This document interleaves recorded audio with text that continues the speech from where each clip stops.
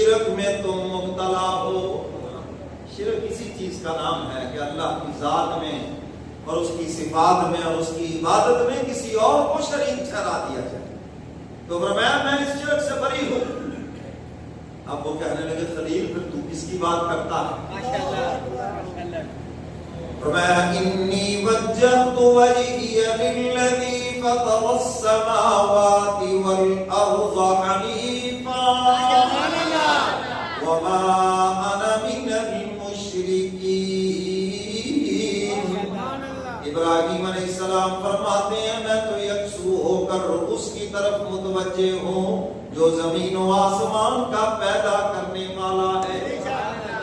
سورج بھی جس کی مخلوق، چاند بھی جس کی مخلوق، ستارے بھی اس کی مخلوق، اور یہ زمین و آسمان سب اسی کی مخلوق ہے.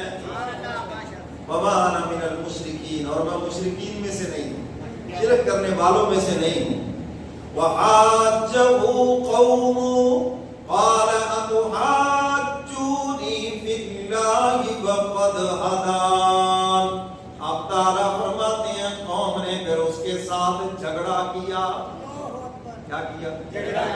ابراہیم علیہ السلام فرماتے ہیں اللہ نے مجھے ہدایت دی ہے، تم جھگڑا کرتے ہو میرے ساتھ. اور جہل کا اینڈ یہی ہوتا ہے، دلیل کے مقابلے کے اندر دلیل تو ہوتی نہیں ہے تو کیا ہوگا؟ گالم گلوچ کرے گا، لڑائی جھگڑا کرے گا. یہ کوئی آج کا کام تھوڑی ہے، یہ پرانا ہے. یہ تو سمجھیے بات کریں. تو اس لیے ہمیں حکم ہے جب جاہلوں سے سامنا ہو جائے وَإِذَا خَاطَبَهُمُ الْجَاهِلُونَ قَالُوا سَلَامًا. کیا کہنا ان کو؟ آپ کو سلام ہے. سات سلام اکی توپا دی سلامی تو اور دسو کیوں جی، اس سے آگے تو ضرورت نہیں ہے کسی چیز کی. تو میرے محترم سامعین، جاہل سے بحث بنتی نہیں، علم والے کی بحث بنتی نہیں ہے جاہل سے. ہاں آپ ان کو سمجھا دیں اگر وہ پیار محبت سے آپ کی بات سنیں، اور یا پھر جو کچھ بھی آپ کے پاس رتب و یابس ہے، جو علم ہے، بس اس کا آپ اظہار کر دیں، لیکن لڑائی جھگڑا نہ کریں، بحث نہ کریں. تو قوم کے سامنے مسئلہ توحید رکھا اور جن کو وہ خدا سمجھتے تھے ان کی نفی کی، دلائل کے ساتھ نفی کی.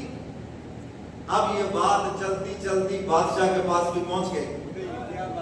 بادشاہ کے دربار میں ایک نوجوان ہے، وہ خداؤں کی نفی کرتا ہے، وہ اللہ کے علاوہ کسی کو رب ہی نہیں مانتا. اور پھر جو بادشاہ کے مصاحب تھے انہوں نے بات کو اور بڑھا چڑھا کے پہ جناب کو بھی نہیں مانتا، وہ تو تمہیں بھی نہیں مانتا. وہ کہتا ہے کہ میرا رب وہ ہے ساری کائنات جس کی محتاج ہے، نمرود بھی اسی کا محتاج ہے. نے کہا یہ کیسے ہو سکتا ہے؟ اللہ کی شان. ابراہیم علیہ السلام تشریف لائے، قحط کا دور تھا، لوگ دور دراز سے غلہ لینے کے لیے آتے. کہے حضرت بھی غلہ لینے کے لیے؟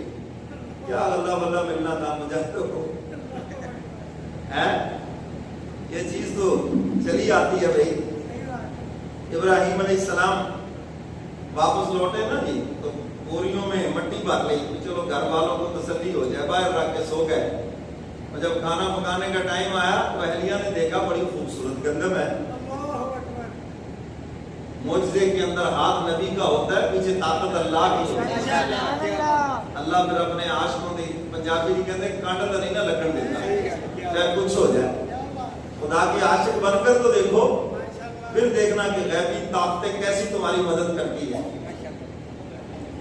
تو ابراہیم علیہ السلام جب اندر داخل ہوئے، نمرود تخت پہ بیٹھا ہے. دنیا میں 4 بادشاہ گزرے ہیں جن کو پوری دنیا کی بادشاہت ملی. 2 مسلمان ہیں، 2 کافر ہیں. جو 2 مسلمان ہیں، ایک حضرت سلیمان علیہ السلام اور دوسرے ذوالقرنین، حضرت ذوالقرنین، جن کا سورہ کاف کے اندر تذکرہ ہے. پوری دنیا کی بادشاہت ان کو ملی. اور سلیمان علیہ السلام کی بادشاہت تو اللہ نے دکھائی ہے کہ ایسی ہر جنتی کو جنت میں بادشاہت ملے گی انشاءاللہ.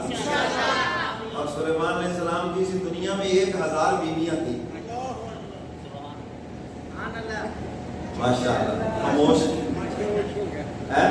کتنی بیویاں تھیں؟ 1000 اور اس دنیا میں ہم تو 70 کی بات کر رہے ہیں بھائی، 70 ہورے، اور 70 تو ایک محل میں ہوں گی بھائی، ٹوٹلی 70 نہیں ہوگی، ایک محل میں ہوں گی۔ تو سلیمان علیہ السلام کو پوری دنیا کی بادشاہت ملی، اور حضرت ذوالقرنین کو بھی پوری دنیا کی بادشاہت ملی، اور 2 کافروں کو ملی، ایک وقت نظر تھا اور دوسرا یہ نمرود تھا جس کو پوری دنیا کی بادشاہت ملی، اور چونکہ ایک لمبا عرصہ بادشاہت ملی، کئی صدیاں، بڑی لمبی عمریں ہوتی تھی ان کی، تو فرعونیت آ گئی دماغ کے اندر کہ میں خدا ہوں، میں ہی دے رہا ہوں رزق لوگوں کو۔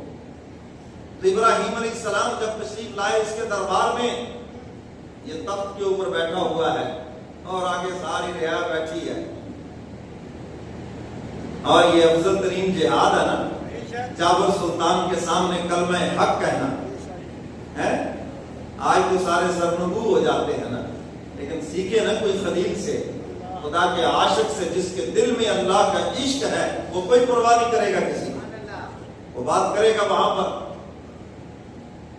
ابراہیم علیہ السلام اندر داخل ہوئے، لوگوں کی طرف یوں تعجب سے دیکھا، کہنے لگے یار عجیب بات ہے، جو اپنے آپ کو خدا کہلواتا ہے اتنا بدصورت ہے، اور اس کی مخلوق کتنی خوبصورت ہے، یہ بڑا بدصورت تھا